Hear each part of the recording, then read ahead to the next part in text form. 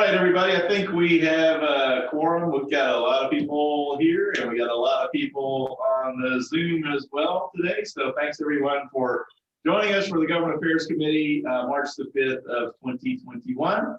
Our first kind of in-person meeting for, I don't know, 3 months or so, I guess, since we've had one of those. It's great to see everybody and be able to talk with folks in person. We'll talk to you folks on the Zoom too. Thank you for joining us. And maybe we can get more people here actually at the meeting as we kind of move forward, in the next few months. It's also great to see the Village Voices back covering our meeting. Louis, hi, how you doing? Thanks so much for covering our meetings. We missed that coverage while you've been gone because there are a lot of important things that we would like to get out to the villagers just so they understand kind of what's happening in our local community here around us. We also have with us a new potential member that we're going to recommend to the board of directors to join our Government Affairs Committee, and that's Karen Crossan. Karen, you just want to give a couple of seconds, just give her a little of your background? Sure.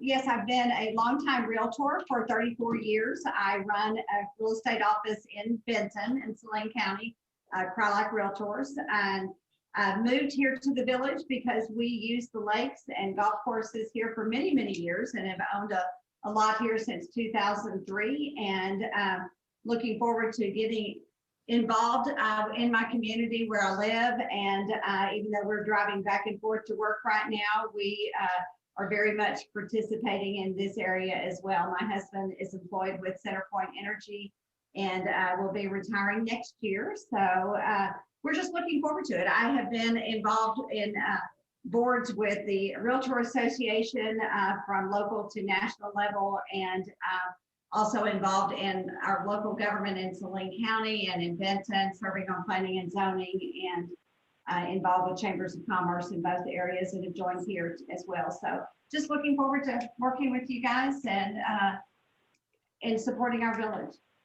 Great. Thanks, Karen. It's great to have you here. And we're going to find an assignment for you probably later today. Okay.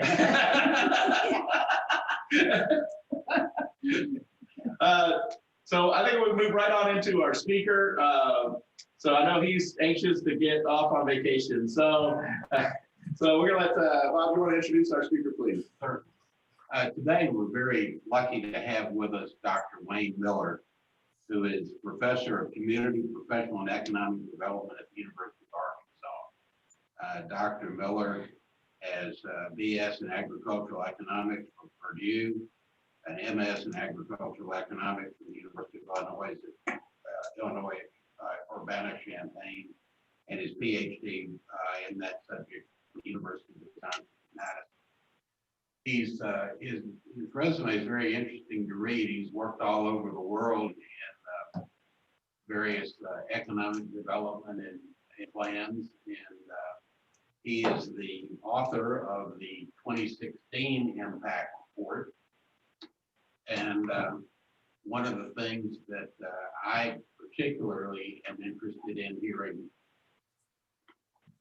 hearing Dr. Miller talk about is what information and what assistance he needs from this committee and from the village to put together the 2020 Economic Impact Study. So with that, and as Greg said, he's gracious enough to be here with us today, even though he's getting ready to go off on a trip with his wife to celebrate her birthday at Mount Nebo. So thank you, Dr. Miller, for being here, and we look forward to hearing from you. Well, yeah, thank you for that introduction. I would very much like to be there in person. I always enjoy visiting Hot Springs Village and all the amenities you have there. Just hearing the introduction reminds me I'm one of those Yankees kind of thing that came to Arkansas kind of via overseas. But is it okay if I share my screen with you? Let's see if I can.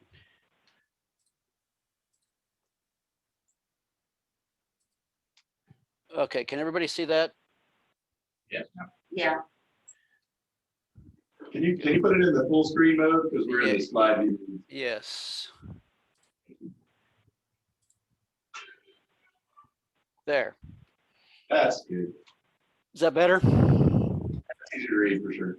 Okay, yeah, I want this to be informal too, because I want your questions, comments, and suggestions too, as we go along.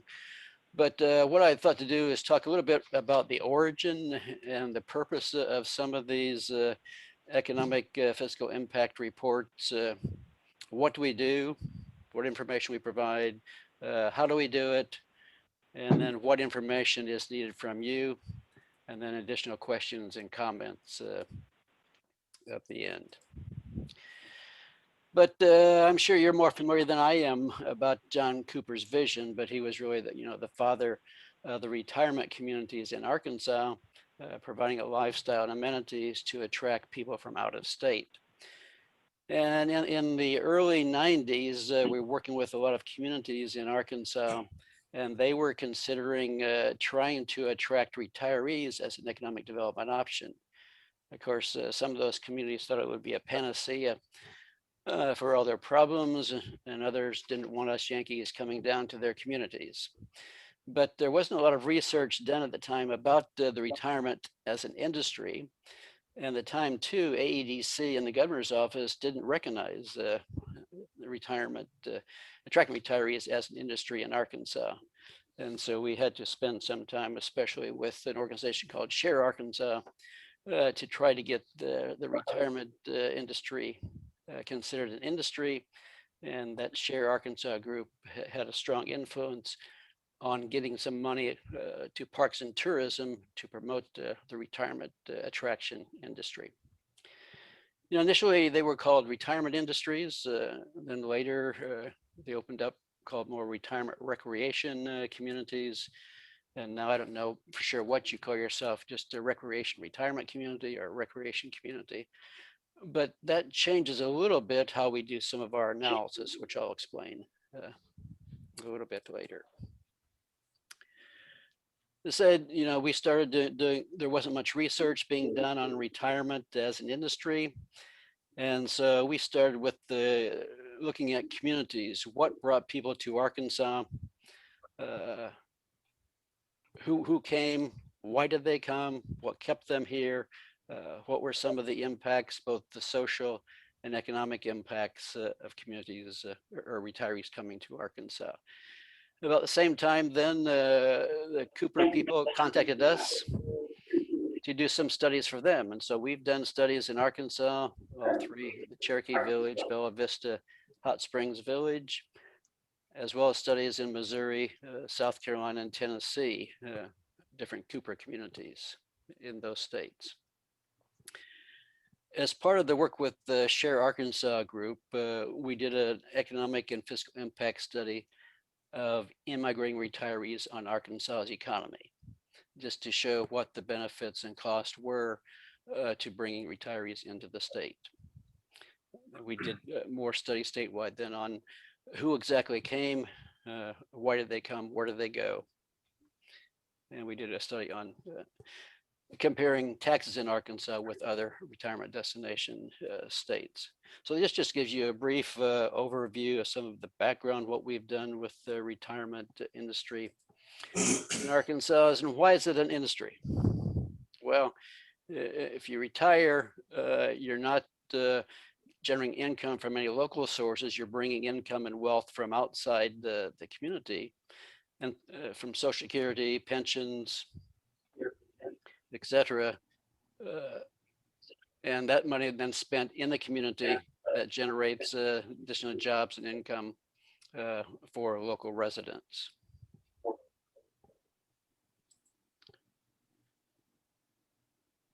This slide also was in the last report, though. It just shows the different phases of the retirement communities and how we look at what the economic fiscal impacts are. Phase one is primarily the land and infrastructure development phase. Phase two is when you're really building out your community. A lot of new home construction contributes to the economic impact. There's some spending. Phase three is when there's still some construction for new homes or commercial buildings, but primarily the economic impact is caused by the resident and visitor spending in the region. The last study and the upcoming study too, we intend to do what the economic and fiscal contribution is for the region, Garland and Saline County, since you're part of both of those counties, and then also what's the impact or the contribution to the state of Arkansas.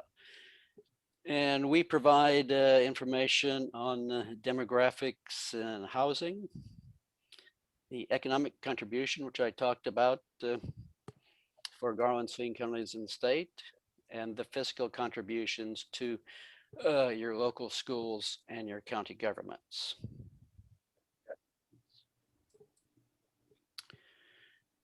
And how do we do it? Well, for the economic contribution, we use an economic input output model called M-Plan. And we have data in that model by county.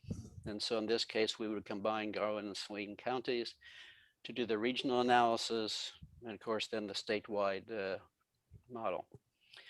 What we do, we input the spending from different activities into the model. There's probably 540 different sectors or industries in the model. It then computes what the indirect and induced effects are from this.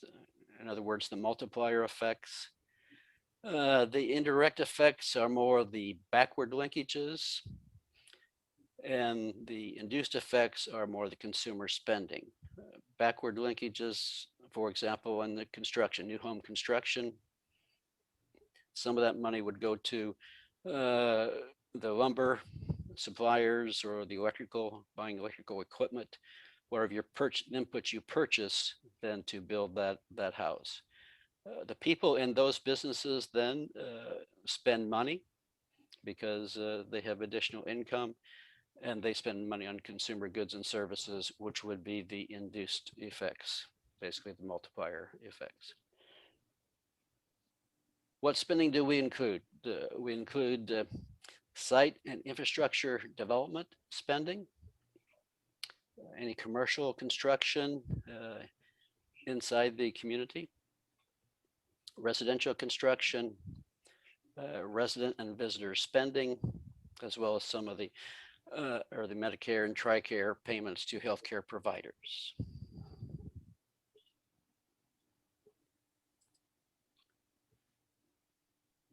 Now, we provided the information for the jobs and income, which is straightforward. A lot of people don't know value added. Value added is more the gross, similar to the gross state product that you would figure for the state.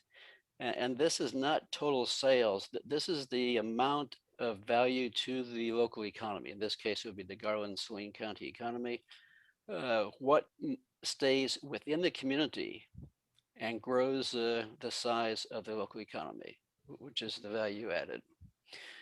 And this number is always lower than sales figures because all the money doesn't stay in the community. The fiscal contribution to local schools, in the past, it's been Fountain Lake and Jessieville. I don't know if there's any additional schools that you pay property taxes for. You'll have to let me know. But what we do, we look at the property taxes paid by village residents and businesses in the community, and less the cost of the students going to those schools from the village. Similar to the county governments, we look at the net benefits going to Garland and Saline counties. We're looking at the property and sales tax paid by Hot Springs Village residents and businesses, less their share of expenses for county government operations. If there's any questions as we go along, I mean, feel free to unmute your mic and ask. But this just gives you an example here, which was in the last report as well. These are kind of the net benefits going to the school districts. On the left, you see Jessieville School District. This is the property taxes paid to the school district less their share of costs for the students going to the school. And of course, a lot more, Fountain Lake is benefiting a lot more from Hot Springs Village residents. So you can see a substantial benefit. This just shows you what we estimated the net benefits for Saline and Garland County governments were in 2015. Again, it's the revenue that Hot Springs Village generates for these county governments, less their share of expenses. So the total was about 1.7 million in 2015. What information is needed from you? And partially that depends, you know, on what do you want the report to include. If you want it similar to the 2016 report, we would like information from you to update the facts information in that report, except for the population, housing characteristics, and the economic and fiscal information that we will provide for those fast facts. You would need to update the governance and the lifestyle sections of the 2016 report, since you know what's going on in the village as much better than we do.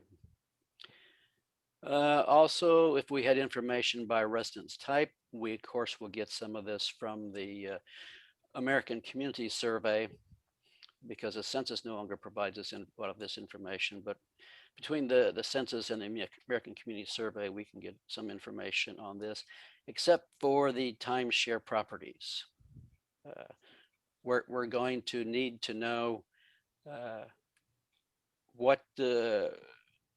how often these are rented out. You know, what's the occupancy rate for timeshare properties? How many people are coming to the communities? And so we can estimate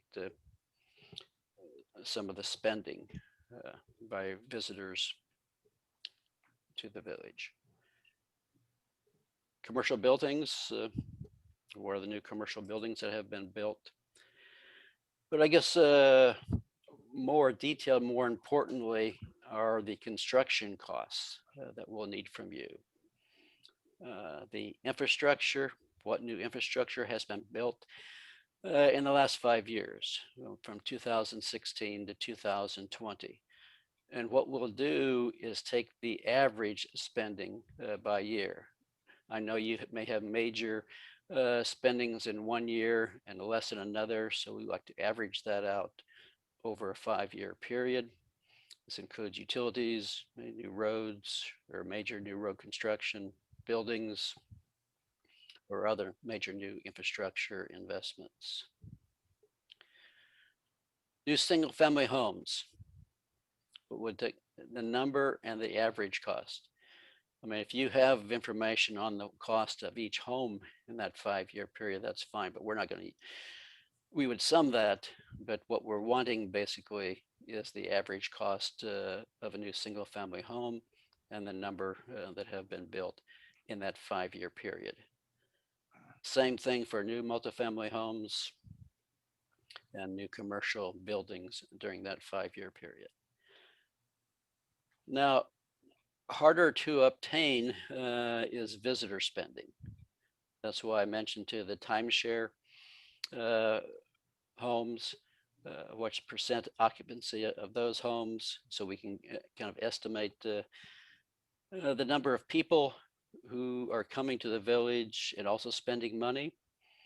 What we'll use is some information from Department of Parks and Tourism on average spending per visitor to get spending if we know the number of people who come to the village in any 1 year. Now, again, I put 2016 to 2020 on here because 2020 may be an abnormal year. People aren't traveling as much.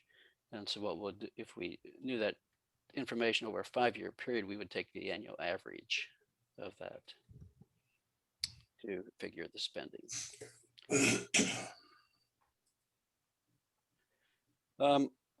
One thing I didn't mention, let me go back here a little bit on the economic contribution. You know, we used to call it an economic impact because it was a retirement community. And so people came in and they brought their income and wealth with them to spend. As villages have changed to become more of a recreation retirement communities, you have a lot of people living there who have jobs in the community. And that business is the driver for the economic impact, not really the retiree. And so now we call it economic contribution because it's not creating new jobs and income necessarily, but what's the contribution instead of the economic impact.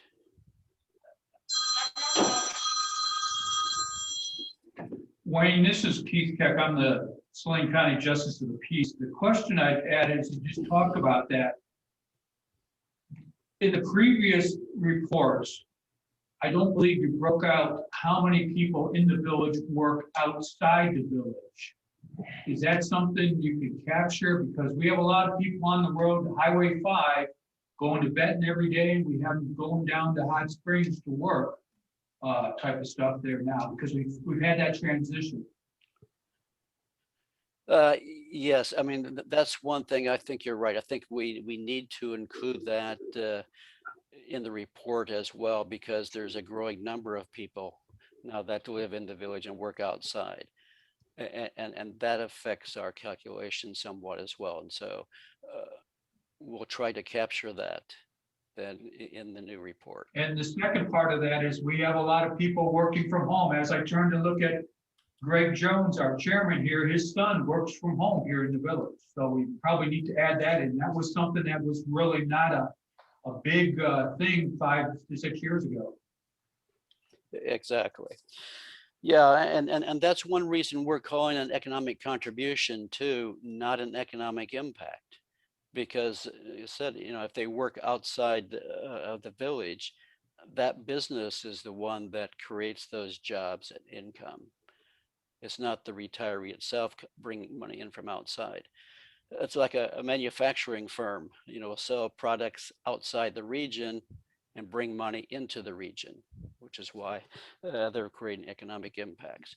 So that's one reason why we're calling it a contribution study, because if we could break it out by the number of people or the income generated by people working locally versus the retirees who depend on income from outside, and then we could kind of, you know, identify too how much of this money is coming from outside and what additional jobs and income are being created from this versus people working, you know, with local jobs who make a contribution, but they don't create any new jobs or income.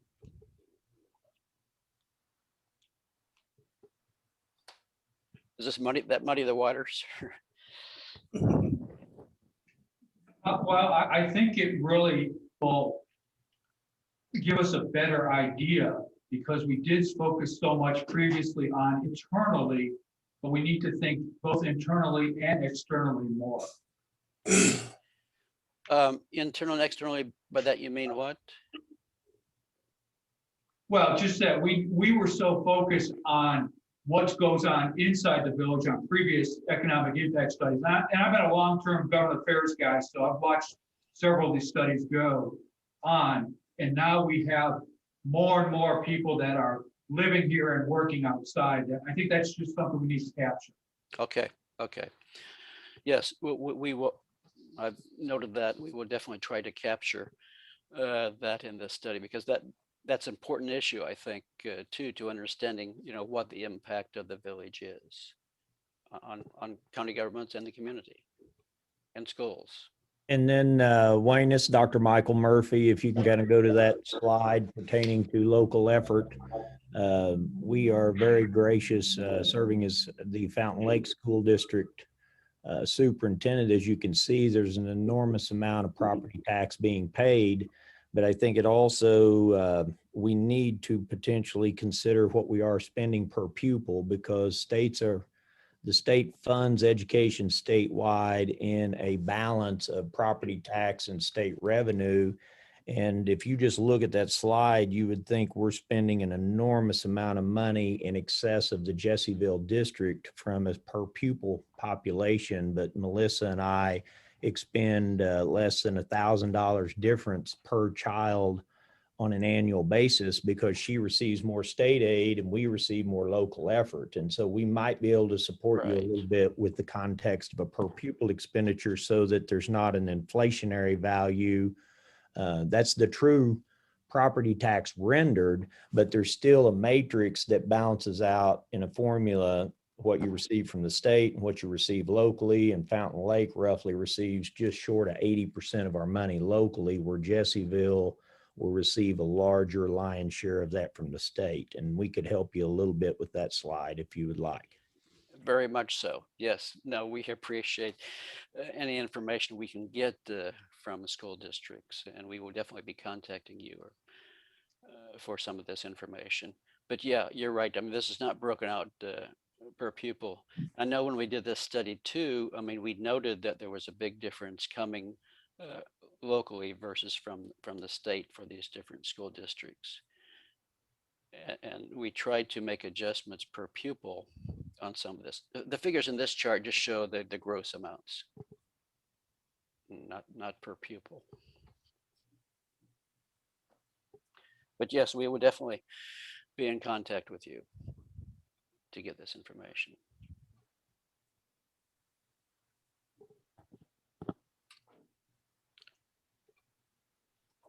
Dr. Miller, this is Bob Petty.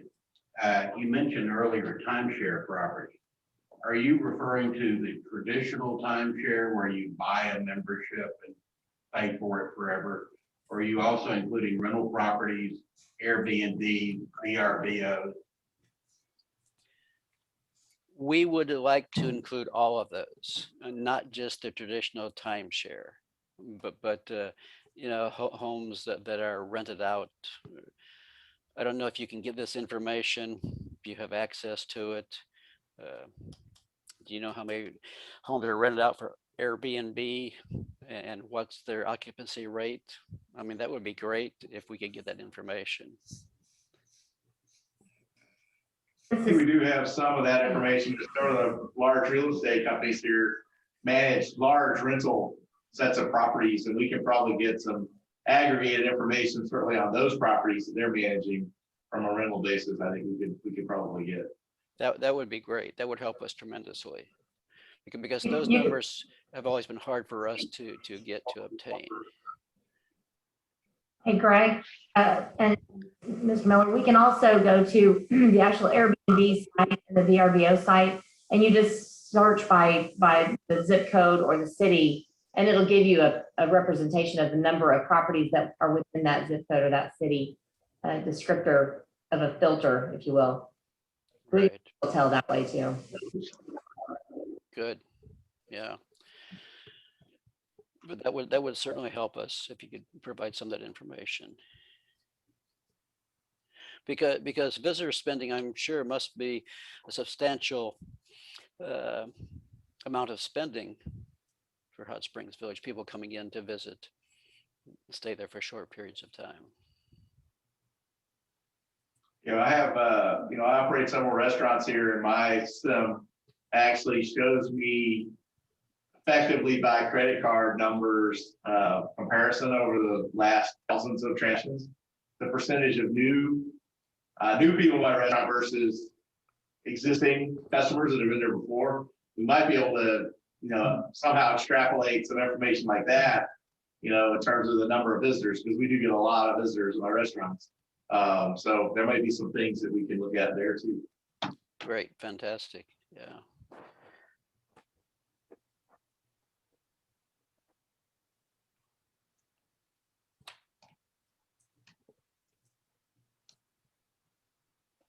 I have another question. Do we have a timeline on response for all of this information back to Mr. Miller?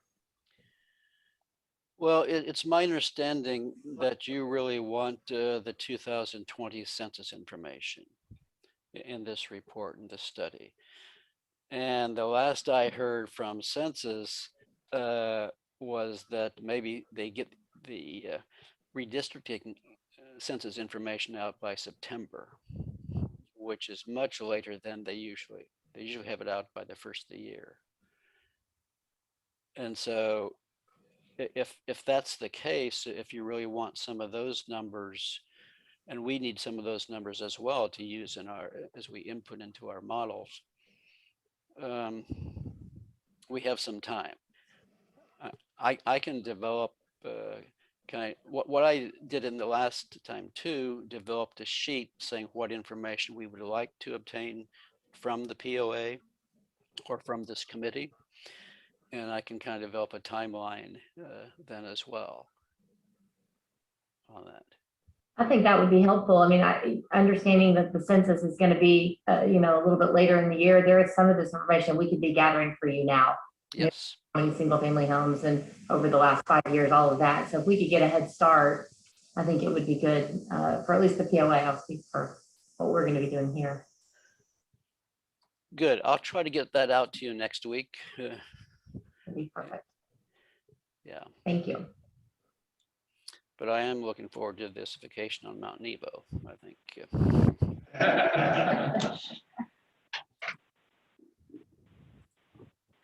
So, but I don't know about you, but for us, it's really been busy ever since we went last March, kind of thing with we started working from home. And I think we've added more work than we've taken away. So, but your project definitely is on schedule,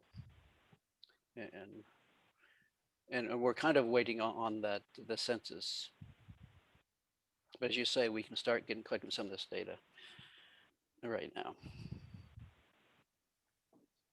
Great, we'd appreciate if you send us the presentation, and if possible, you could do it right after the meeting so we get it before you go on vacation for the newspaper since they're on deadline.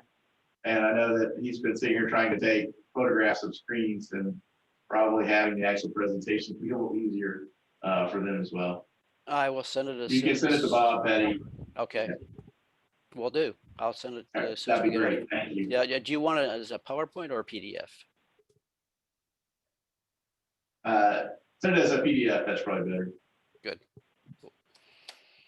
Will do. Dr. Miller, Bob Shoemaker, I just want to say, as one who's involved in this village for over 20 years, we are truly grateful to you for the help and the support that you provided to Hot Springs Village over these years. This report has been invaluable to us as we have worked to establish our connections here within the state of Arkansas. And so we just truly thank you for what you're doing. Appreciate it very much. Well, we're glad to be of assistance. And we appreciate the opportunity. Are there any other questions for Dr. Miller? This is John Seeing O'Brien. none? Chamber of Enjoy your Commerce. vacation. No, wait, no, somebody speaking up. Okay. This is John. Somebody O'Brien. on the Zoom have a question? Yeah, John. A question for you, Dr. Miller. If 10 families move from Malvern to the village, that's simply shifting spending within the state. It Right. does speak to a greater impact, if you want to use that word, from the village versus Malvern. Is it equally important to measure residents within the village who have come from out of state and provide incremental spending within the state? Okay, that depends on which region we're talking about. If we're talking about Garland County and Saline counties, then it's new coming into those counties. If we're talking about the state, no, it doesn't increase the impact at all. Right. And so there's a difference between what region you're talking about. Okay, I understand. Thank you.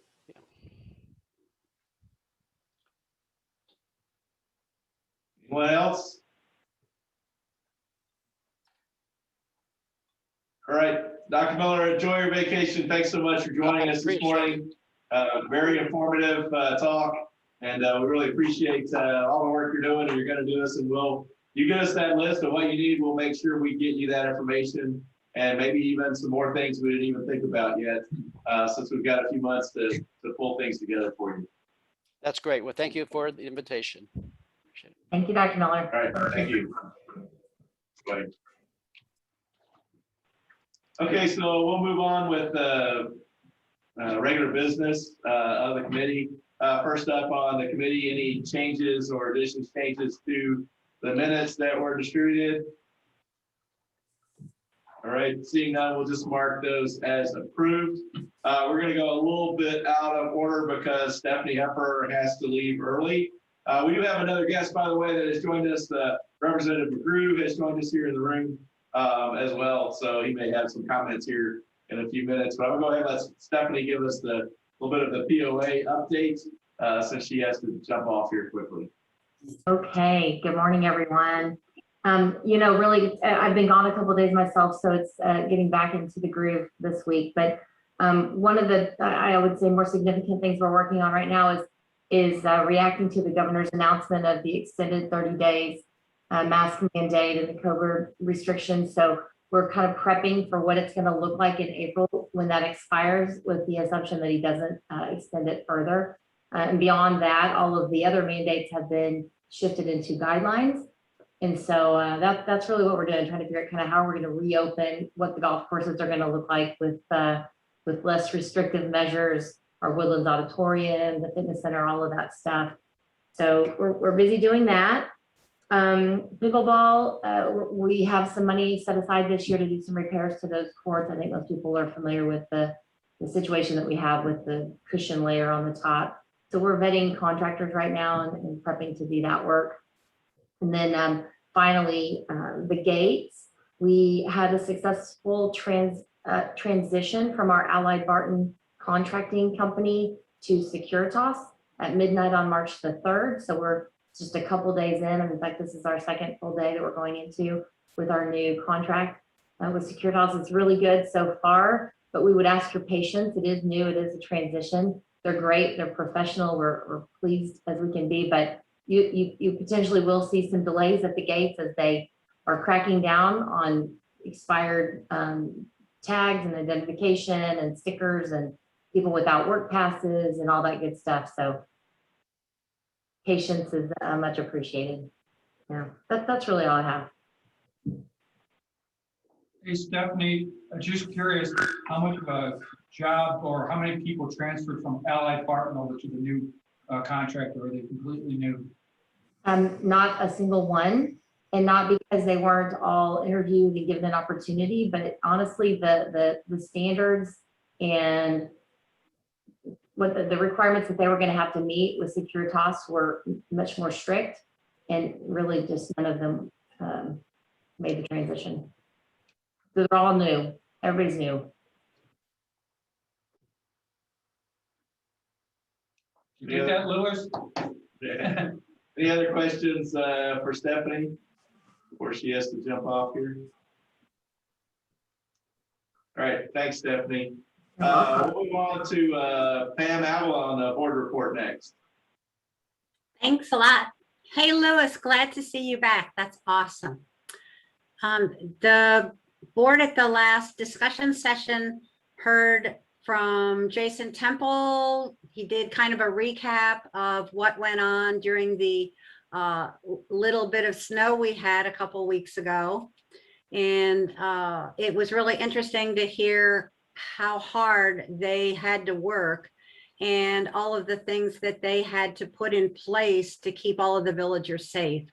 The staff really went amazingly above and beyond, as far as I'm concerned, and worked literally day and night in freezing temperatures with equipment that sometimes broke, had to be repaired. They had to make special trips into Little Rock to get parts.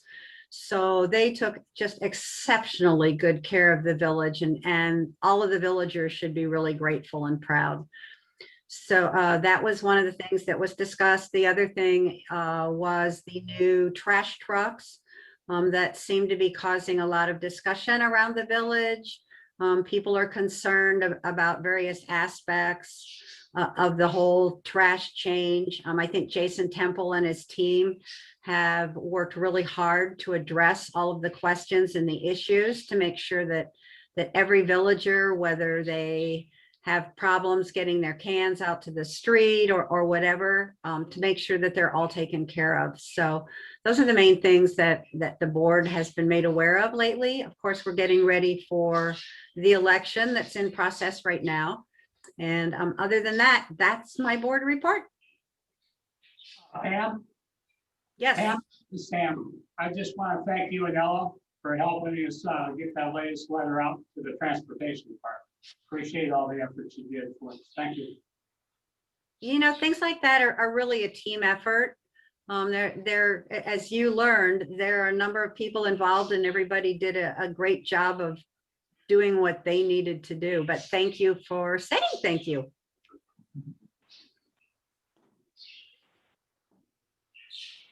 All right, thanks, Pam. Next up, Keith, I don't really have much new on broadband. You have any? I'll give you one thing on Yeah. broadband. Okay. Well, I'll give you two things. As far as the broadband of Aristotle Communications, the weather and the slowdown of parks and everything has really slowed their implementation of the first Arkansas Rural Connect grant funding. We're hoping to have that done shortly. And that continues to impact whether or not we can shoot for the supplemental to try to get money for Hot Springs Village. So again, the snow didn't help, even worse, slowed down them getting the pumps and stuff like that. Second thing on broadband, and I talked with Representative Fight last night, is that, and Richard probably aware of this, he's going to file his broadband improvement district bill next week. He's given all the people complain that needed to complain and the people that are doing what they need to do. And of course, his Representative Fight's biggest thing was the people who are complaining loudest are the ones who say just trash the bill, because guess what? They have big letters in front of their name and stuff like this, so they don't have it. But so be prepared for that. I asked him if there's anything the village can do for him right now. He said no, he thinks he has all the support lined up. However, we just need to be standing by, because this would allow us to potentially become our own broadband improvement district. So that's where it stands, and we'll follow it next week. Okay. All right, we'll move along. Wait. Damn. Yep. Sorry about that. I know you can't see me. I wanted to ask the status of kind of that one-page quickie on broadband internet for the villagers. So still on my to-do list, but unfortunately I haven't to-do it yet. Okay, So, that's good. And one other thing is that, I keep hearing from Dennis Simpson and others that we really don't have an internet issue here in the village, that anybody can get access to internet.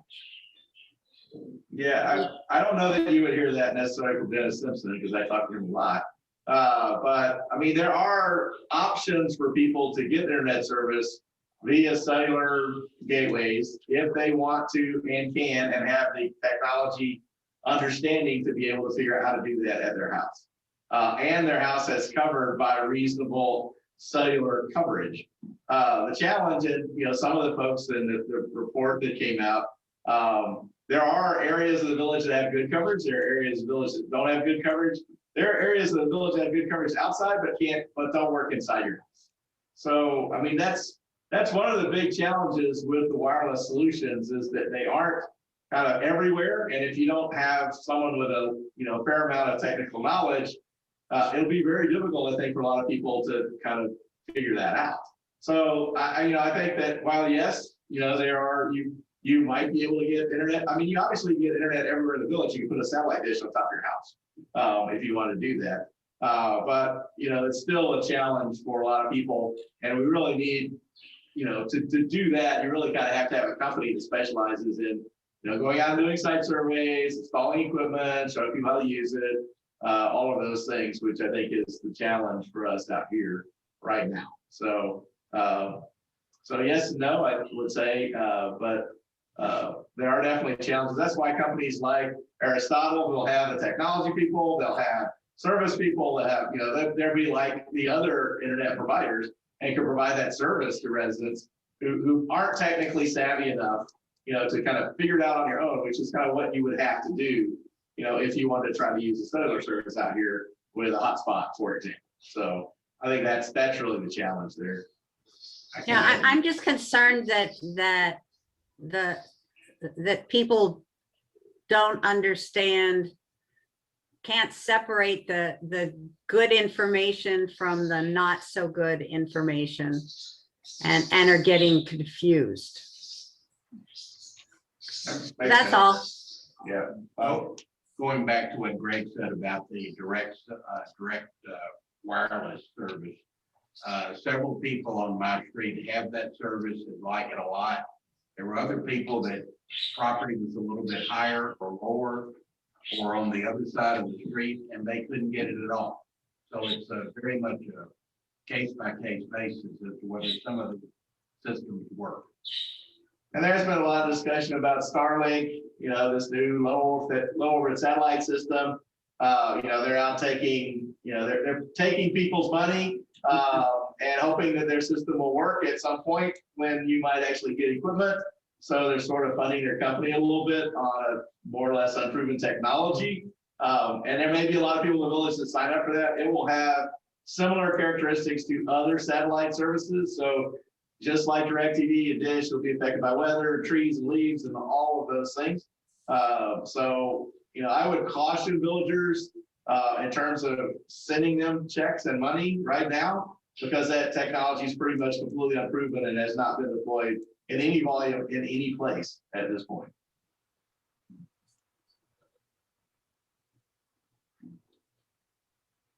All right, we'll move on to Garland County.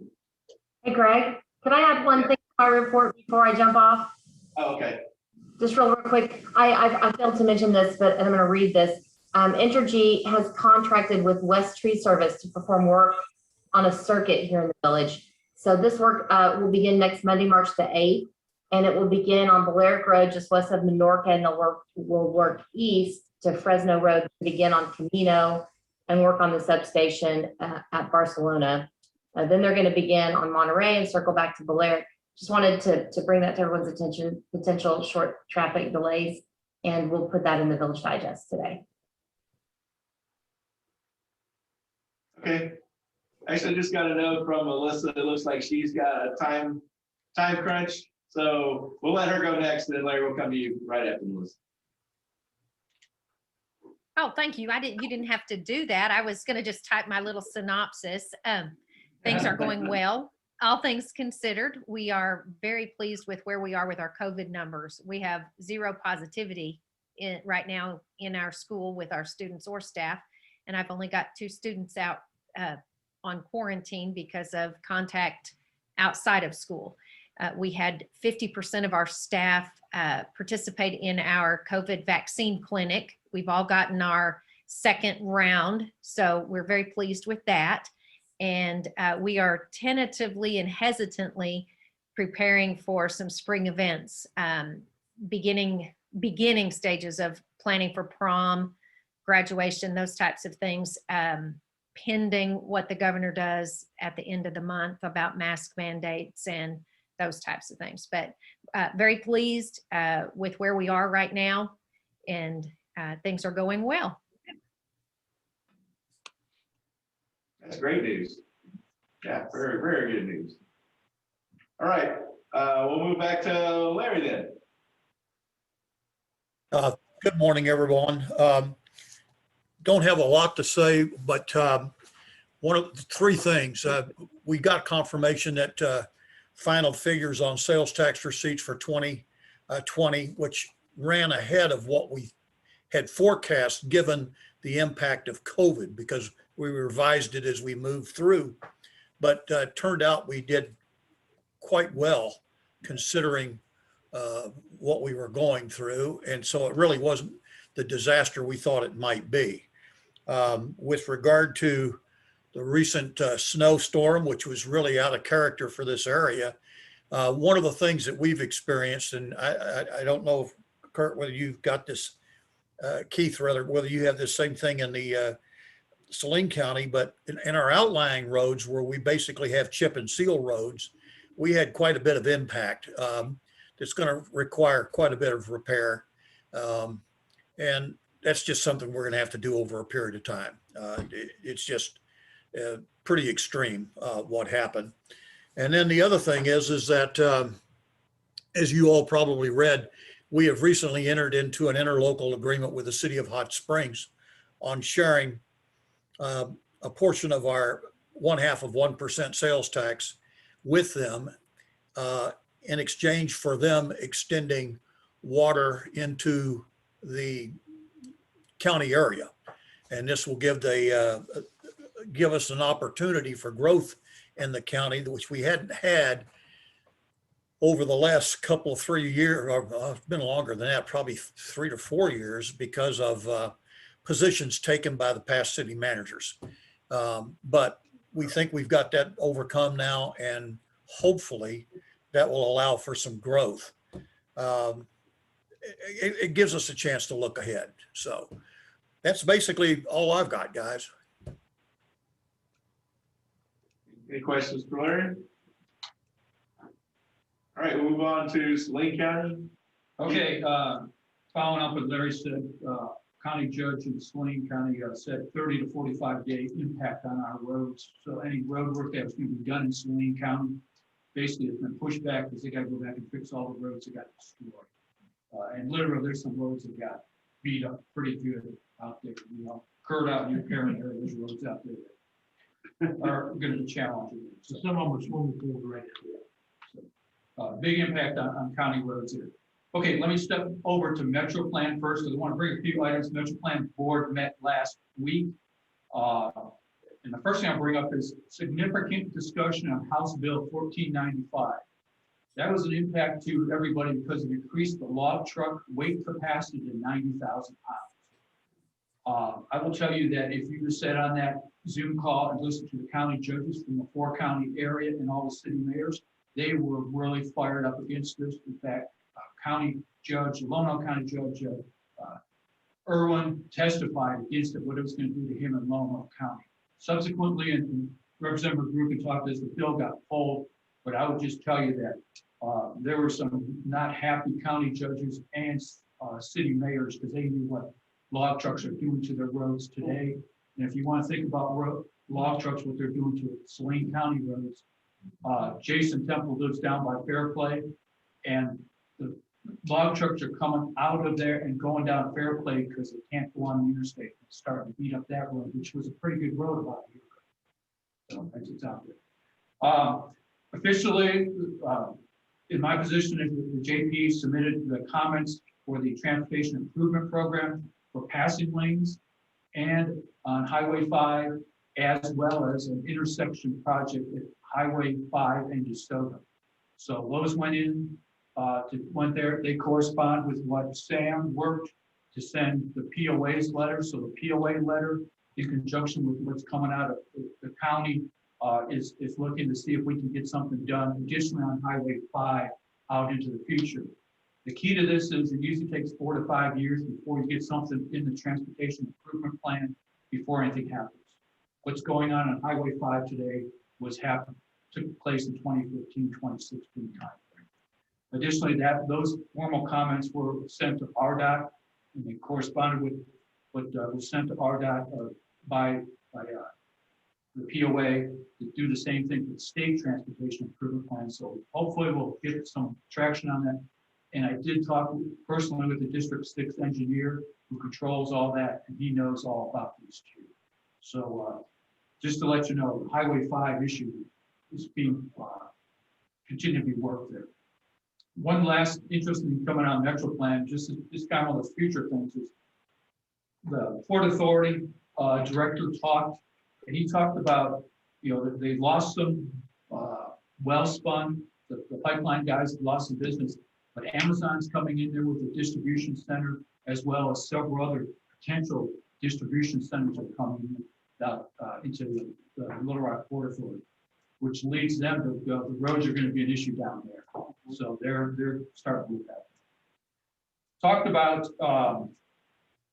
the broadband already. As far as Quorum Court per se, not a lot going in on our side of the Saline County Quorum Court. Some minor ordinances to move money around, but nothing major has gone down last month. The last thing I will talk about, and it became a major issue, and this is where the Government Affairs Committee needs to get involved in, because you may not even have been aware of this, is each year the POA pays a invoice to, in Garland County, it's Metro Partnership, and to Saline County, it's the Saline County Economic Development Committee. Basically what you're doing is, if you're a poker player, if you want to play in the game, you buy your way into the game. There was some concerns about the budget impact that this has, but this has been going on for years, and Bob Schumate can talk about that. We've had a member on the Saline County Economic Development Committee and a person on the Metro Partnership out there.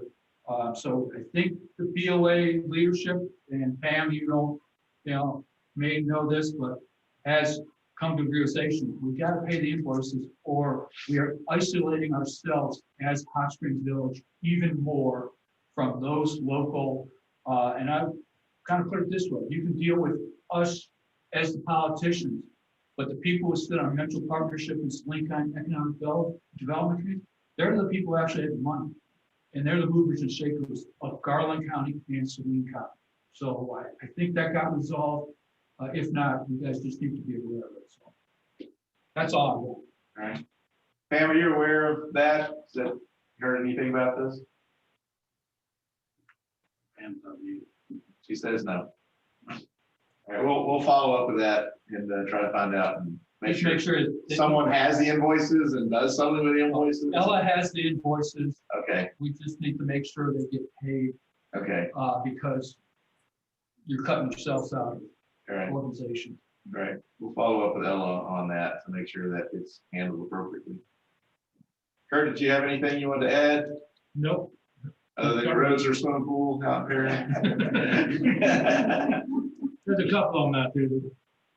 There's some golf courses here that were swimming pools too. You know, if they're doing some, trying to run deep sea fishing trips on. Right, right. Okay, so we'll yeah, go ahead. Keith, can you give us a quick update on the status of the Saline County Tech Center, and if it's on time, on budget? Have you gotten an update there? Yes, in fact, we have a tour scheduled for next Monday that the Quorum Court's going out to do the walkthrough of it. It's on time. It's got lighting and electricity. It's still, pavements and everything, but they are still planning to have classes in the fall on schedule. They have hired, and I do not remember the gentleman's name. They've hired a director. So the director's been hired, and now they're starting to look at staff. So they're pushing forward with it. I'll give an update and maybe take some pictures and bring it back. Just what it's going to look like next Monday. But that's the Quorum Court's going out there in mass to walk around it. So. Thank you. And they know, and and Mike, for you, for Fountain Lake, you're going to have someone that wants to try to get involved, get those, make sure the applications are there, since you're in kind of the unique situation is that you fill any of the open spaces versus each of the other school districts will get so many allotted spaces. All right, any other questions? All right, we'll move on. Sam, you want to go next? Yep. I've been in contact with both our representatives and Senator Sample.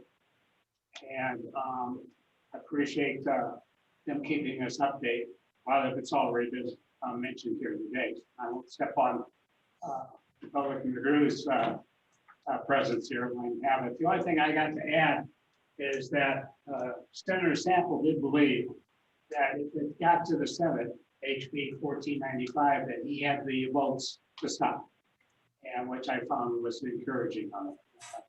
The Republican fight didn't feel too confident with the House. He thought it might get passed in the House. So, but Senator Samples appreciate. And that's the logging. Yes, that's the logging. Yeah. So far the conversations again have been. I really appreciate him keeping me in touch, and I'm staying in touch with them, but to be honest with you, it's still a one-way street. In other words, them telling us what's happening, and I'm unable to tell them what the village needs. And I'm hoping that after the elections and finally a new general manager comes to pass, that we can do a better job of giving them the information that they need to serve us. Because without that, they're flying blind. We can't expect much from them if they don't know what their needs are. Right. And that was kind of a overwhelming response at the legislative breakfast that they had in Benton that I attended. Stephanie was there as well. Keith was there. Chief Middleton was there with us.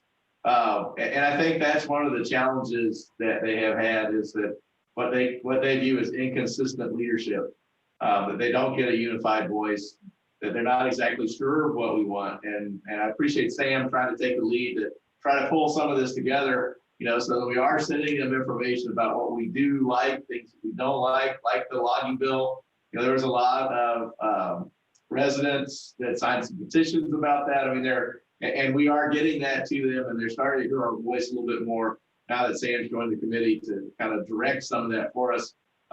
We still need to get the POA board, the leadership, involved in some of these committees, because that's also very important. They need to be visible as well as us, because they truly do speak for the POA because they are on the board of directors there. So, so we're going to continue to encourage that, and I'm encouraging the candidates, existing board members to become more involved in what happens around our village, because it's incredibly important for us. As we see things that are happening with highways and taxes, and some things that may not seem to be that important to us could become very important. I mean, there was a bill was introduced to make polling places effectively public on the days of votes. How does that affect our gates? How does that affect whether we have to let people come into those places to vote on voting days? Because now those locations are now public spaces. So there are a lot of things like that that we just need to keep an eye on and to understand the impact and try to get our voice heard, on those bills, especially when the legislature is in session. It's just incredibly important for that. So with that, I'll turn over to Representative McGrew. He can give us a little bit of an update of the latest and greatest that's going on over in Little Rock. All right, well, thank you very much. I'm glad to be here today and appreciate y'all having me here. Also, to let you know, most everybody knows that I'm a new legislator, freshman legislator. I'm learning a tremendous amount very quick. There's a big learning curve, and but some of the things that you're going to talk about, I've been working with Lanny Pipe on that bill, and I feel good about that bill getting passed. There is some concern whether that improvement district will work well in the village or not, but I thank Lanny for the work he's done on that, and we're working with that. On the logging bill, it was a bill, and let me say this is where some of my experience comes in. I learn a lot from the other constituents, in the area here, from Lanny, from Bill Sample, and Cozart and Les Warren, and some of those. And as you're learning, that to be said, I signed on as sponsor to that bill, and quickly learned it was a mistake. That bill was, our governor had approved that additional $5,000 on during the pandemic, and this would just be extended.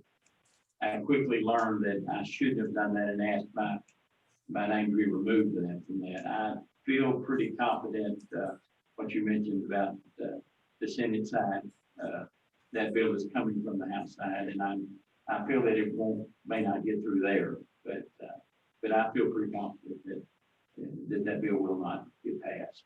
So there's also on the Senate Bill 188 is the one about the public polling places. What that says, it doesn't affect right now in the law as it is. If you open a polling place inside the village like you did up at the church at the front of the village, right now when you open it, you have to let the public in, regardless of this other bill that's being passed. The other bill says that that the polling place had to be treated as public. There was some discretion in polling places where if you treat privately and you prefer one party or the other, if you privately own it, you can let that party put up their signs and not let the other. And so that's That's what caused this bill to come forward, was the unfairness of that.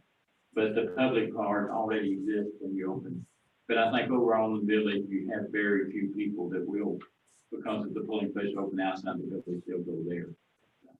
That's one of the ones I think that, of course, a couple of the controversial ones lately have been the stand the ground bill did pass and the governor signed it into law. There was, good people on both sides of that issue. Also, SB 6, which the unborn child protection bill, did pass overwhelmingly to essentially stop abortion in Arkansas.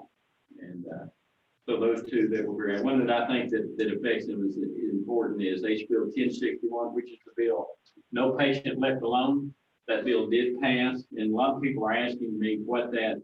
So I'm just going to read you quickly what it says here. The bill states that it is in the interest of the state and its citizens, the patient, that a patient be allowed at least one support person who is fitted to be physically present with the patient on a daily basis at reasonable times throughout his or her hospitalization, visit to the office of a healthcare professional, or into institutionalization. The bill outlines visitation rights for children, patients with disabilities, hospice care, long-term care, patients, and members of the clergy.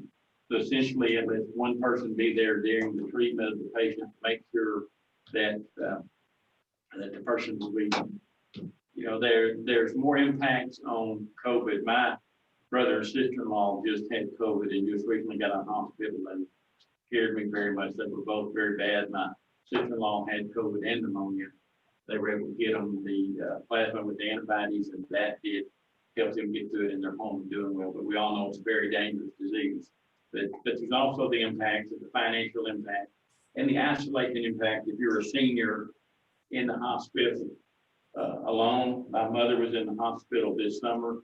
Someone asked me if I was going to vote for that bill. I said, my mother told me if I didn't vote for that bill, I would never get meatloaf again.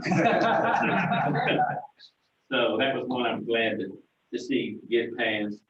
There's others I'm going by my memory. So one of the ones that I thought was almost funny at first when I heard about it, it was called the lemonade stand bill. And it was a bill that passed that basically says that minors can sell unalcoholic beverages and not require a permit or be tax-free. There's been instances where kids were setting up a lemonade stand and cities come and needed occupational tax and stuff and tried to tax. There was also one for PTAs and PTOs where the Department of Finance Administration was trying to tax the fundraisers and things from the school, and that bill was passed. See, Dr. Murphy's still on the call. There's also one that passed about transportation in schools that took the money for buses and supposed to more equally divide it. I'm not 100% sure on that bill, exactly how that was divided, but I am, because I'm a new legislator and I didn't have much seniority, the way they chose committees this year, you chose by seniority. So I was on the education committee. I'm no longer on the education committee. That's one that's preferred and got filled up before I got to choose. I am on the city and county local committees and on the finance and taxation committees. And so, so there's a lot of bills. I think today there's been over 1,000 bills filed and close to 200 that have been signed into law. It's coming fast for me to be able to keep up with the bills that come before my committees and the bills that come to me on the floor. I don't have time to read all the others. On Monday through Thursday, it's at least 12 hours a day for me over there. And I do appreciate it. I'd also like to reiterate that, and I'd like to thank both Justice Keck and Sam have reached out to me and contacted me and give me information. One of my frustrations as I got elected was I wanted to jump here and help. My district encompasses a little bit of Garland and Saline County, almost all of Hot Spring Village except the Diamante area. The Hot Spring Village is extremely important to me. I've been around here as long as Hot Spring Village has been, and Amapapi here. But I went to Bill Sample and said, we need to do this. And he said, Richard, we can't. We need can't. They're a private community. So this doesn't work here and this doesn't work here. And it was very frustrating to me. And also one of the first things that I've read and understood is financial impact. that the village makes. And you're contributing this much money, but yet you don't have access to this grant program or to this or that. And so I am still looking and working on that. That was the first frustration. The second one is, and I want to say this is naturally possible with the validity that what's been going on with the board and in the village over the time. It's been hard for me to know who to approach and say, how can I help you and get me information? I'm new at this. I have a lot to learn, but if I don't get any feedback from you, there's so much to work on that I'm not working on anything for the village. And so any of that that you can give me, Sam coming on with Bennett Hill, keep me up to date some, but also get a lot of emails from inside the village that you can understand on issues. There's always people on both sides of the issue. So that knowing how I can help the organization and the administration and the laws that affect the village, please reach out to me on that. The more I can know, the better I can help. One other bill that I'm just thinking of as I'm sitting here that's coming forth next week is and I don't know the bill number, but it's about, it's one that interests a lot of people. It's a bill on eviction and habitability. I think the bill needs to be divided. Those two do not need to be together. It is, in my opinion, and I am, to be transparent, I'm a big landlord. I have a lot of property. But this bill, the way it's written, or let me back up and say this also, I think we need a habitability bill. We need something that says that tenants need to be treated a certain way. It's been said that Arkansas is a landlord-friendly state, but Arkansas does already have a strong tenant and landlord laws. And but I would say we need a habitability bill, and changing the eviction process right now. And we are allowed to use a criminal failure to vacate bill, and some people think that criminal issue should be taken out. I'm all for that if it gives the landlords an ability to get out. I think when I think about landlords, I don't think about just the big landlords. A lot of them are older, grandma and grandpa that have invested in 2 or 3 or 4 or 5 rent houses for their retirement instead of putting it in a 401k. And so they use that as a retirement. It's essential to me. This bill that's coming is 20 pages long. It's written by an attorney and it has a lot of stuff in it. And if you go to the other things where it puts other codes you have to go to, that 20 pages becomes a lot of pages. And for an average person to be able to read and understand that is very hard. I think it must be much simpler. It also, it equates to what I would say, it puts us in league with California. So it may be where it's very hard to get someone out of your properties. I think that both sides should be treated equally. We should provide tenants with the appropriate housing. But this bill as it's written, if your house is over 6 years old, I could walk in your house and your house wouldn't be fit to rent, because the code, the way that the thing is written, stands with certain codes and all that is detrimental to that, and it gives the tenant the ability to quit paying rent and hire a vendor to come in and take care of it and make them pay for it. And so it could be worked out where it's both ways. And I've asked the sponsor of the bill, please sit down with me and others and let's work these things out. And we haven't come to that agreement yet. I'm going to talk with him again here, hopefully Monday. At this point, this is something that they've been trying to push through for a few years. Again, I think it's needed.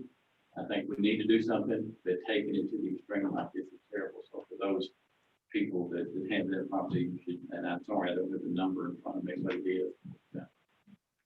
But again, I appreciate being there. I appreciate the confidence that the villagers and the people in Garland, Saline County have gave me to put me in this position.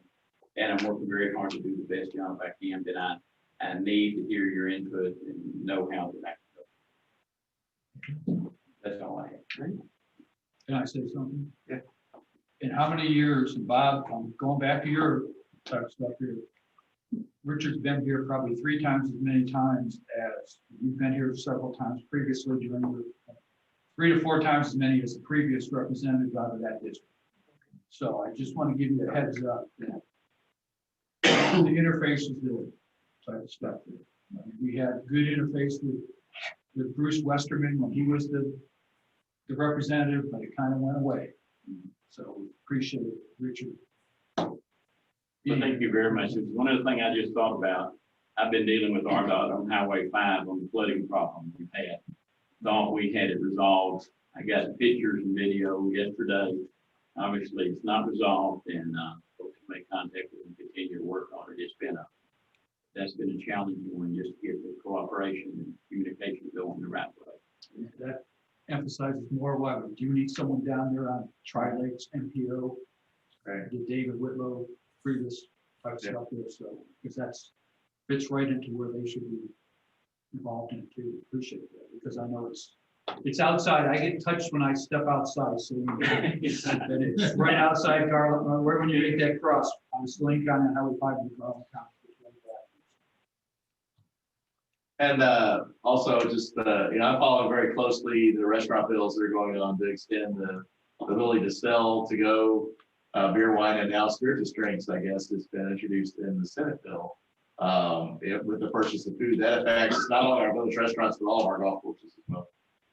Because obviously that's a big source of revenue for the village, being able to sell that from our golf course restaurants. And what's the bill number? Do you have? I can look it up for you. There's a Senate bill. I don't know that there probably is a House bill that's the same. It's the same one it's the same as the one we discussed before, which allowed beer and wine sales after the pandemic.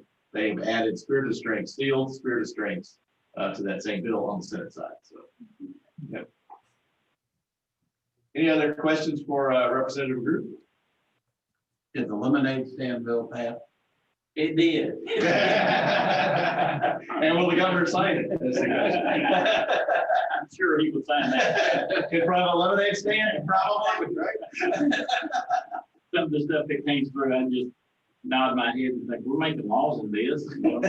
And then in fact, that the representative on this, he said, if you think this is unnecessary, Google lemonade stand, I forget what it was. He said, you'll find where they've been taxed. You know, and the one with the PTA, I'm thinking, we got plenty of taxes already. We don't need to go off the children.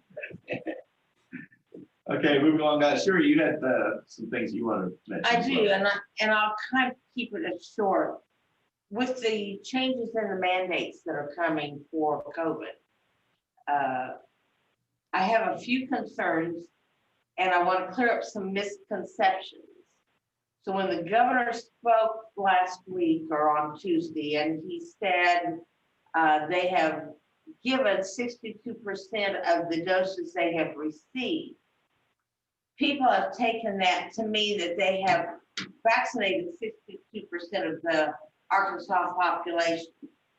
That's incorrect.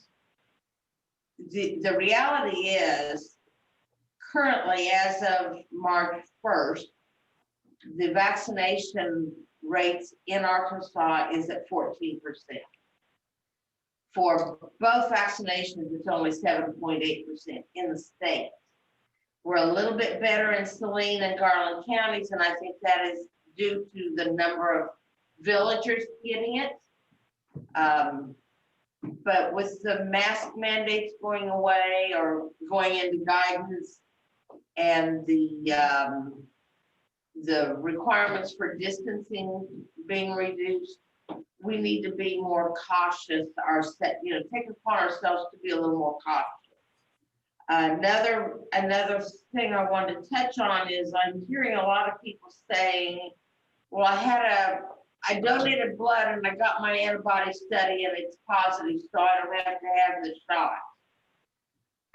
That's not necessarily true, and it doesn't mean you have good coverage just because you showed antibodies.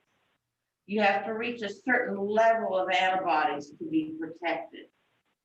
And so just getting a little paper from the blood bank that said you have antibodies doesn't mean that you have complete coverage.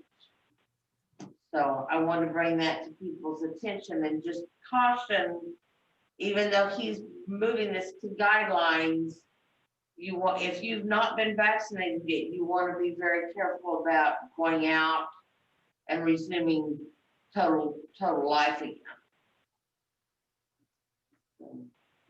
If I can add to that, there was, the Judge Mahoney reached out to some of us this week, earlier this week, it might have been next week, that there was a shortage of vaccines in Garland County and was trying to get more there. I think that, I know Senator Clark was working with him. I believe they did get some of it resolved. There's also, if you go on Judge Mahoney's Facebook page, there is a video about a Garland that had a big line to kind of impress. So there, and I would encourage anybody to, I know my brother was one of those that didn't think it was as serious as it was. And asked him the other day, and he's, did it scare him? And he said, brother, when you're crawling across the threshold, you don't know whether you're going to get your next breath. He said, Interestingly enough, there was a study done by Texas A&M and repeated from a college in California on reasons people are refusing the vaccine. And of course, the number one was mistrust of it. But the people that are refusing, 71% were women and 41% were African American, which is the highest risk community, second to seniors. So, that's a big concern, that the numbers of people who are refusing are at greatest risk. Thanks, Sherry. It's great to get that information out there because it is kind of confusing and it changes every day, right? It does. That's why I said as of the first, it may be different today than it was on Monday. Yeah, I will say that, in regards to kind of the restaurant community that I'm involved in, no one is going back to 100% capacity overnight. Everyone is pretty much the general consensus of most restaurateurs is we're going to continue the mask. We continue to mask with our staff, we continue our health checks. We will add tables where it makes sense and try to get rid of some of the craziness of the way things we had to do before. So you'll see some additional capacity, but we're not going to go from 66 to 100. Like we didn't do that the day after the governor's speech, for example, I guess is what I want to say. So you'll start to see that, and you'll start to see us probably increase capacity as we move along and the number of people getting vaccines. I certainly have seen a lot of people starting to get out more because they have had both vaccines here in the village specifically. And I think that's a little bit of an advantage for us, probably compared to, Garland County or Saline County or the restaurants in Little Rock, whatever. Yeah, even after you have the second injection, you really should be wearing the mask for at least 2 weeks. Right. Because you have not built up that immunity. It does take time. Right. So. Okay. Dr. Murphy, we'll let you go next. Hey, good morning. Just kind of echoing that conversation around vaccines. There's some irony in the fact that there are kids right now that are trying to get back to on-site instruction nationally for the first time in a year. And, we've evaluated our students who have wanted to attend on site have been able to attend since last August. And so roughly 10 to 15% of the overall population remain to be virtual K-12. To give you an idea of the number of children staying at home versus the number of children attending schools. As public entities, we are as well concerned on how the general public interprets the elimination of a mask mandate. We're trying to educate people that the guidelines remain in place, and we would like for our learning plan to continue to mirror the current expectations through the remainder of the year.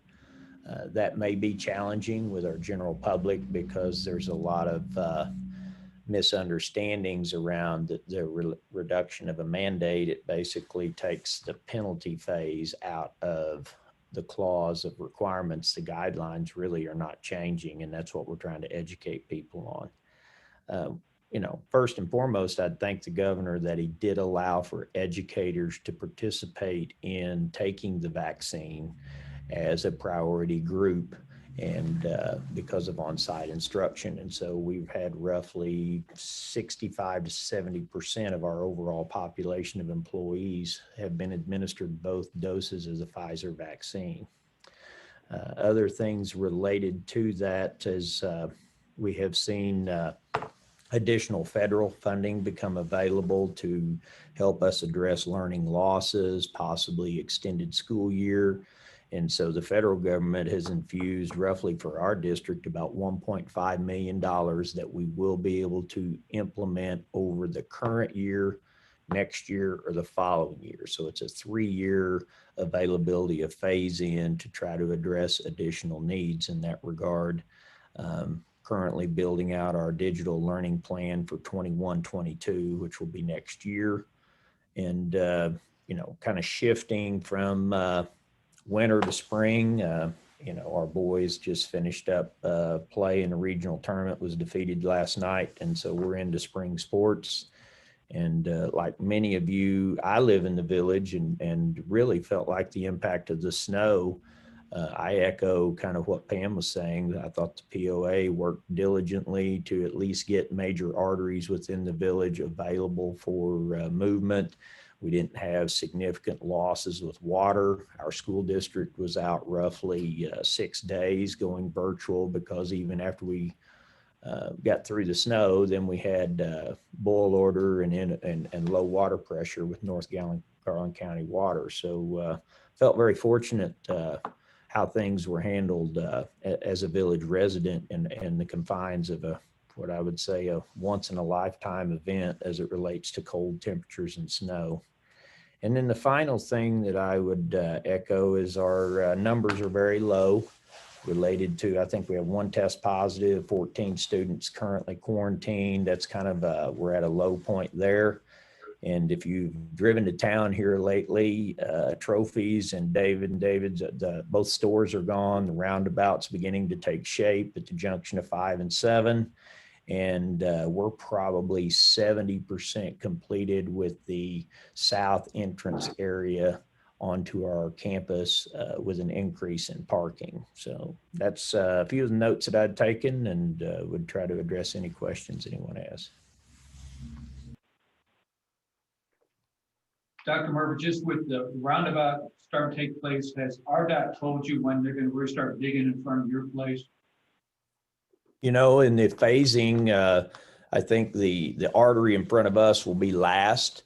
Of course, that's going to impact our accessibility, everyone's accessibility to town. We still have Fox Pass as a alternate route. I think everyone should, you know, at least we need to encourage everyone to be using that to a certain extent in preparation for some chaos that we may see over the next year as it relates to that area. But, you know, the functionality keys of our new south entrance, our line of sight won't be where we will want it until they actually begin working in front of our school, because RDOT has the road widening to take care of. And so, of course, we're building out based on the road widening, and RDOT has not began any of that work yet. Utilities are nearing completion. And so what we're going to see, Keith, I would tell you probably by mid-April, once we get to see natural gas relocated, we're going to start seeing probably quite a bit of more heavy construction into this area as we move into the summer.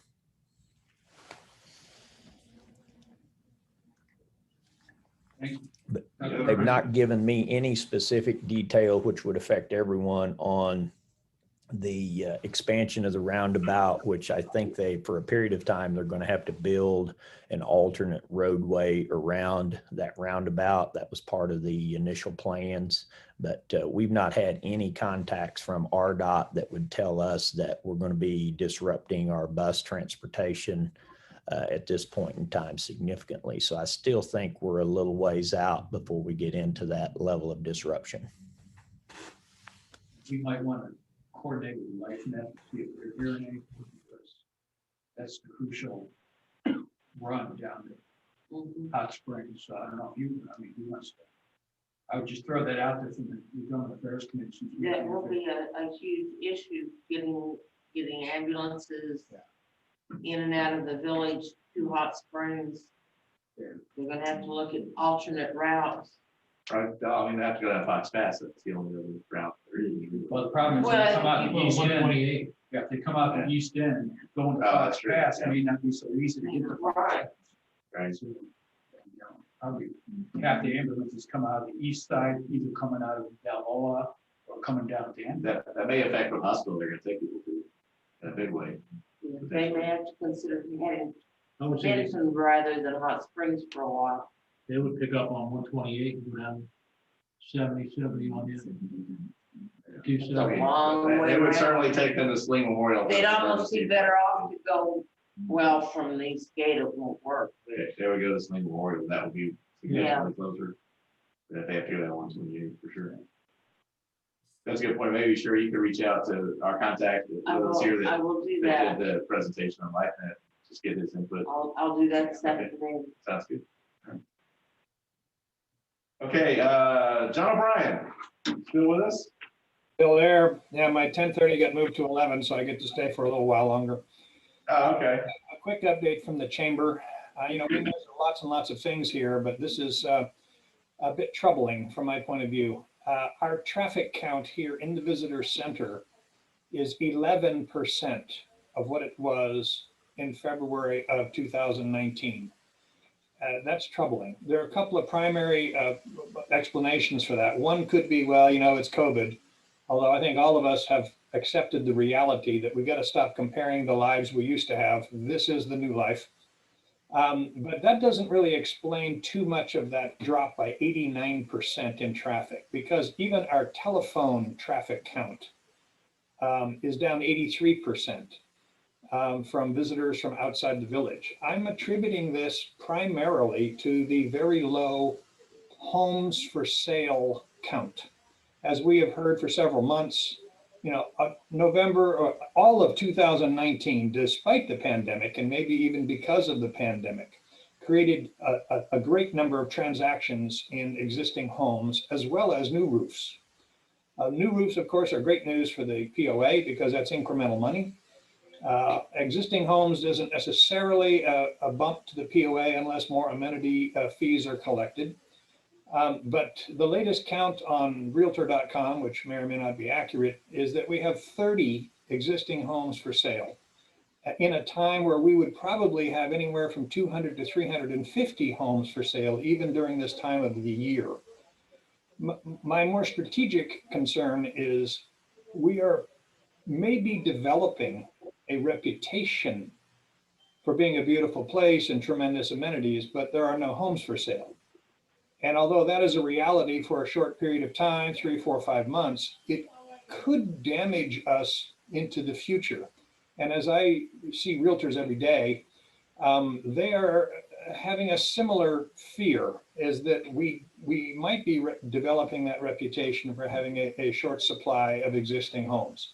Hey, that's good for the new home building process. However, that is a funnel point. We have a labor issue there when we have materials issue. Lumber is double what it was just a year ago. So when I look at our traffic counts, and I can't just brush it off as, well, we had icy roads. That doesn't explain it, because I only count the days that were open as a part of the ratio. And it is a concern that I don't know what we can do much about. You can't make realtors go door to door and ask people, hey, it's time that you moved out, it's time that you sold your home. They're doing that. They are doing that. Yeah. They are doing that. Well, I don't know that I would formalize it as a board of realtors, but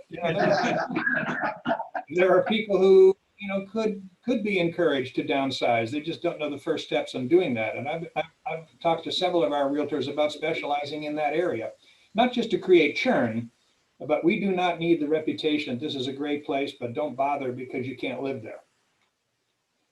I mean, I think the challenge people have with trying to get people to sell their houses, there's no place for them to go if they want to stay here. Correct. And that, it's because of the lack of inventory. And that's how they've been able to create churn in the past.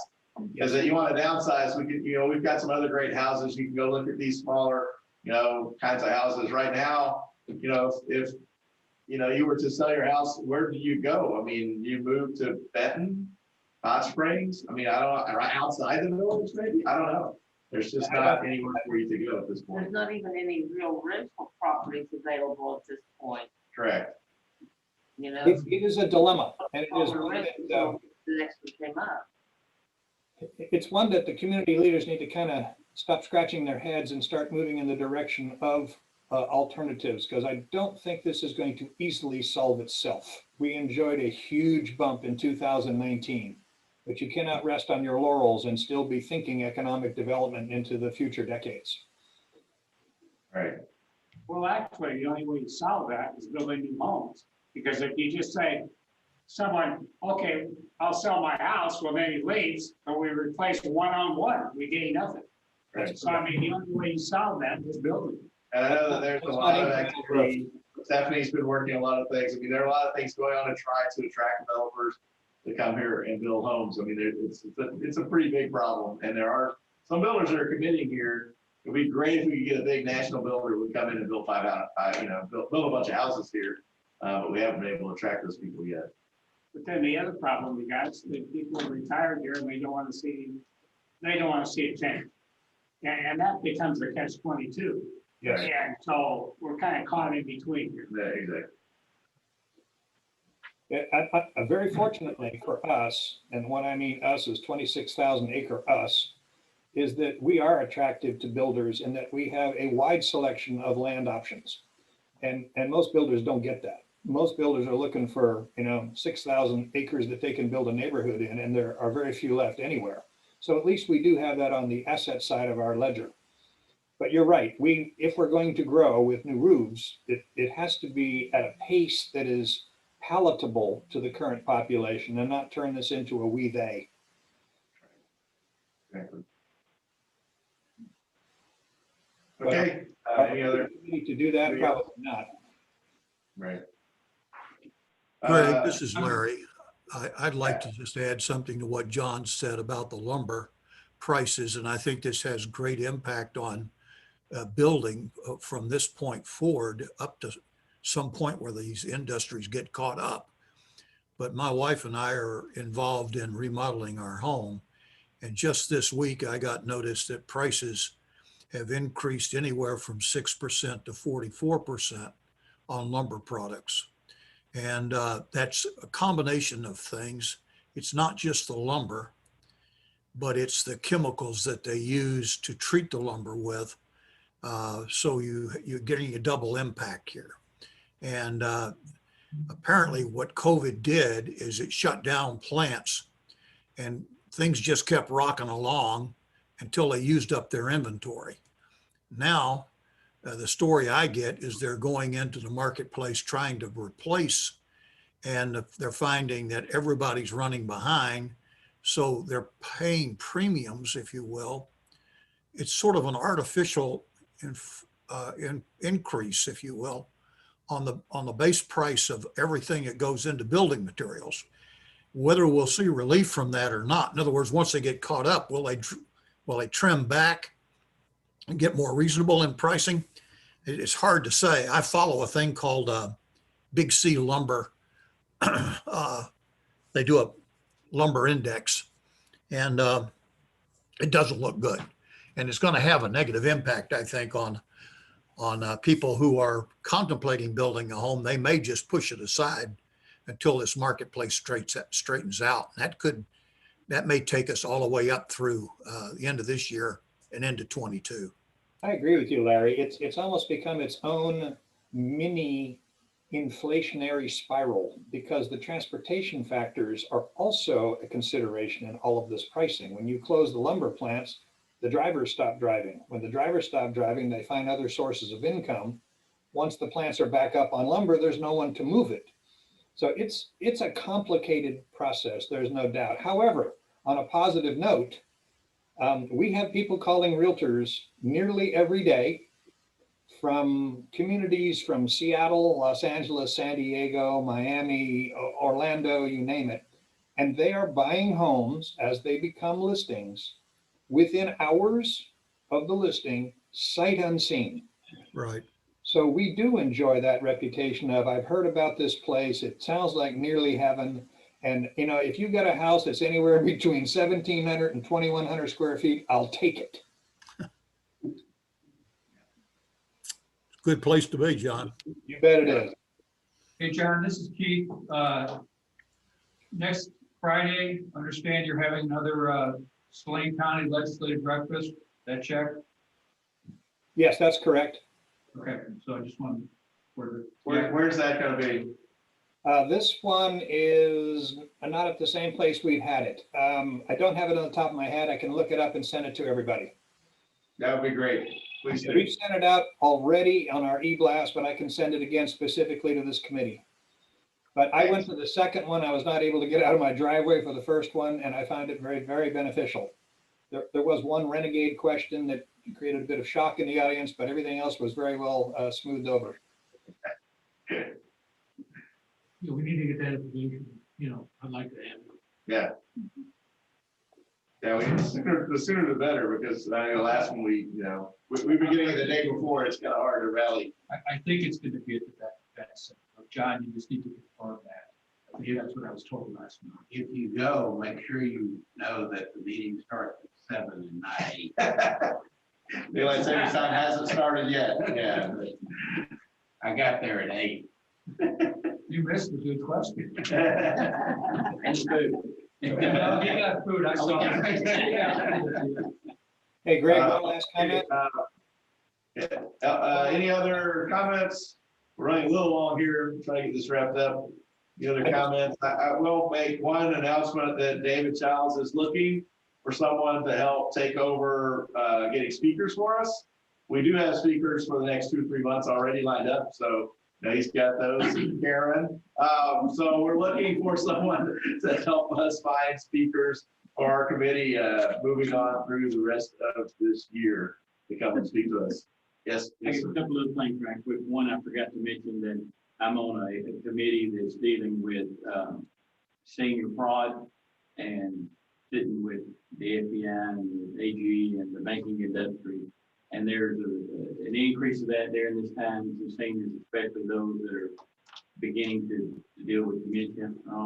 One of the statistics that came of that meeting that was, when someone gets a hold of their bank account or something like that, 50% of the time it's family do it. But we're meeting next Wednesday again on it. I hope I'll be able to bring. I mentioned that Spring Village was my territory, and they talked about bringing education to here. Said they had done it several years ago.